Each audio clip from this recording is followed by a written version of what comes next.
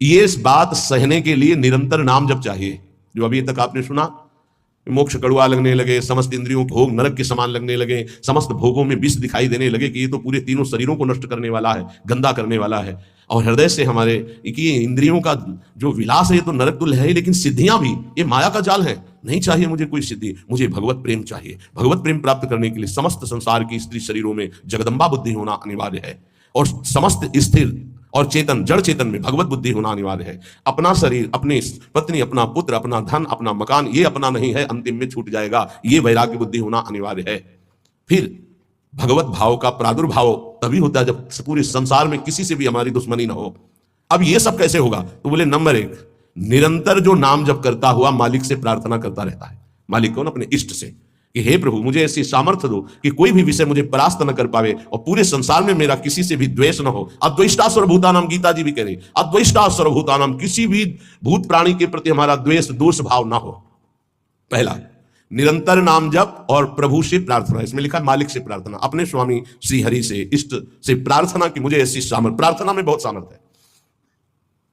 अरे बहुत सावधानी की जरूरत है। किसी के प्रति जरा सा भी दोष चिंतन, जो भजन जिनका एक तार चलता है, बड़ी बाधा खड़ी हो जाती है। श्री रूप गोस्वामी जी लीला चिंतन कर रहे हैं, उसमें दिखाई दिया कि प्रियाजू पुष्प चयन कर रहे, ये पुष्प, तो लालजू गोदी में उठा लिए। प्रियाजू ऐसे पुष्प का गुच्छा ले रहे, एक हाथ से डाल पकड़े हुए। लालजू ने देखा कि सुरक्षित डाल पकड़े प्रियाजू नजदीक की छोटी कुंज में, तो छोड़ दिया। तो प्रियाजू ऐसे और लालजू आनंदित हो रहे हैं।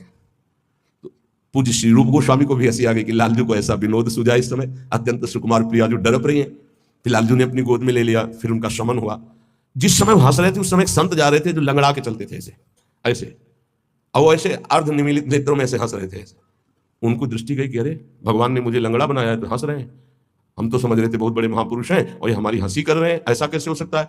हाँ ना, हमारा प्रारब्ध भोग है ना, हमारा पैर ऐसा है इसलिए हंसी का पात्र में। बड़े अंदर से दुखी हो गए, चले गए, लीला बंद हो गई उनकी। अब आप बताओ, उन्होंने सोचा नहीं, देखा नहीं, वो तो प्रिया प्रीतम को देख रहे थे। बड़े विकल हुए जब लीला बंद हो गई।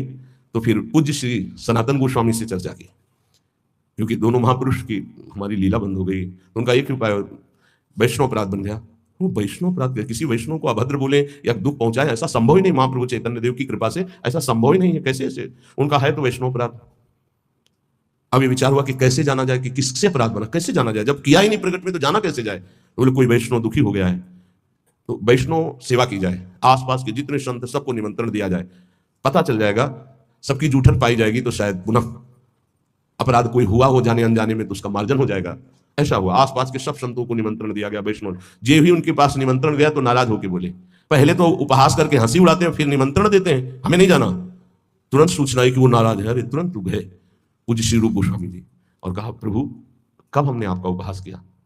तो कहा, प्रभु प्रभु आप कर रहे हो, उस दिन हम जा रहे थे और जैसे हमारा भगवान ने पैर ऐसा कर दिया तो झटका मार के चलते हैं तो आप हंस रहे थे। तो उनका मुझे तो याद ही नहीं कि आप कब निकले और हम कब हंसे।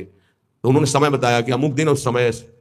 अच्छा अच्छा, तो उनका, प्रभु ऐसे बतानी नहीं चाहिए पर आप नाराज हैं इसलिए बता रहा हूँ। प्रभु उस समय हम लीला देख रहे थे, प्रियाजू पुष्प चयन करने की, तो लालजू गोद में उठा के वो पूरी घटना बताई और कहा, अगर ऐसा भाव में हम हंस रहे तो आप उसी समय निकल रहे होंगे, आपको ऐसा लगा तो प्रभु आपके लिए नहीं था, आप क्षमा कीजिए। वो तो प्रियाला तो चरणों में गिरे जो दूसरे वैष्णव थे और कहा, अरे आप जैसे महापुरुषों के प्रति हमारा दोष भाव बन गया, क्षमा करो। वो राजी, तत्काल लीला प्रारंभ हो गई, तत्काल। अब आप विचार करो, जब दोष नहीं है वैष्णव दुखी हो गए तो लीला रुक गई। फिर अगर केवल स्वीकृति कि हाँ ये गलत है, वो गलत कर रहे तो भी हाँ गलत है, नहीं भगवान की लीला भगवान जाने। नहीं आप बताओ कि ये गलत है कि सही, नहीं तो हम कोई जज है क्या? जिनके सारे हम चल रहे उनके सारे वो चले, उनसे पूछो जाके, चलो जाओ राधा राधा राधा। कभी किसी का फाइनल करने के नहीं, तस्मात् शास्त्रम तो तुम्हारा। ये बहुत सूक्ष्म विषय है, इसलिए वर्णन किया, बहुत सूक्ष्म विषय है, बहुत सावधान। नाम जापक भगवत प्रेम प्राप्ति के लिए इतनी सामर्थ्य जो अभी पीछे चर्चा हुई, उसके लिए निरंतर नाम जप, प्रभु से प्रार्थना कि किसी भी के प्रति हमारा तनिक भी दोष भाव न बनने पावे। प्रभु से प्रार्थना, वही सबके हृदय में बैठे हैं, वही आपको ऐसी सामर्थ्य देंगे। क्योंकि इस सृष्टि में आपके प्रति प्रतिकूल व्यवहार होगा, आपका उपहास करेंगे, आप नाना प्रकार के कटु वचन बोलेंगे, आपको सह जाना है, उनके प्रति कटु वचन नहीं करना, दोष भाव नहीं करना, नहीं अपनी भगवत प्राप्ति में बाधा आ जाएगी। ये सूक्ष्म विषय सब कोई नहीं समझ पाएगा, लेकिन उपासक जो भगवत प्राप्ति करना चाहते हैं, अपना भजन बचाना चाहते हैं, वो इस बात को अच्छे से पकड़े।